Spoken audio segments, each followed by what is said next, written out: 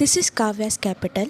என்னோட ட்ரேடிங் எக்ஸ்பீரியன்ஸையும் நாலேஜையும் ஒரு எஜுகேஷ்னல் பர்பஸ்க்காக தான் நான் வீடியோஸாக ஷேர் பண்ணுறேன். இது டிப்ஸ்க்காகவோ ட்ரேடிங் ரெக்கமெண்டேஷனுக்காகவோ கிடையாது. நான் செபி ரெஜிஸ்டர் அட்வைசர்லாம் இல்லை. எங்களுக்கு யூடியூப் தவிர வேறு எந்த ஒரு சோஷியல் மீடியா ஆக்டிவிட்டீஸுமே இல்லை. இன்றைக்கி இந்த வீடியோவில் நிஃப்டி 50யோட இயர்லி லெவல்ஸ் தான் பார்க்க போகிறோம். இது கம்ப்ளீட்டாக என்னோடய டீடைல் சார்ட் பிரகாரம் தான் நான் சொல்கிறேன். என்னோடய டீடைல் சார்ட்டில் 1 minute டைம் ஃப்ரேம்லேயே hourly, daily, weekly, monthly and yearly levels எல்லாமே காட்டும். இதை பேஸ் பண்ணி தான் உங்களுக்கு நான் இயர்லி லெவல்ஸை கொடுக்குறேன்.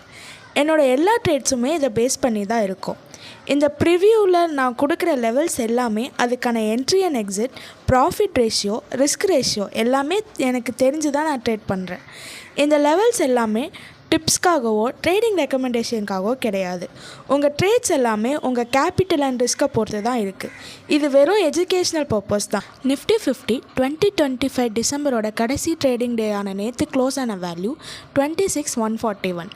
26,142க்கு மேலே மார்க்கெட் போச்சுன்னா 26,262 வரையும் போக சான்ஸ் இருக்குது.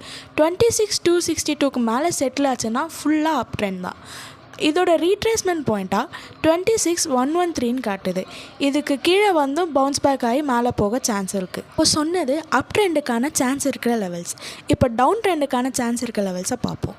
நிஃப்டி 50 26,142க்கு கீழே வந்துச்சுன்னா ஃபஸ்ட்டு டார்கெட்டாக 25,928, செகண்ட் டார்கெட்டாக 23,306, தேர்ட் டார்கெட்டாக 21,762, இந்த இயரோட ஃபைனல் டார்கெட்டாக 17,304ன்னு காட்டுது.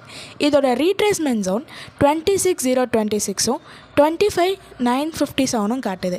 இதுக்குள்ளே வந்துட்டு மார்க்கெட் பவுன்ஸ் பேக்கும் ஆகும், இல்லைனா அப்படியே கீழேயும் போகும். நான் இப்போ சொன்னதெல்லாம் 2026ஓட இயர்லி வியூஸ். நெக்ஸ்ட் வீடியோஸில் முடிஞ்ச அளவுக்கு மந்த்லி லெவல்ஸையும் அப்லோட் பண்ண ட்ரை பண்ணுறேன்.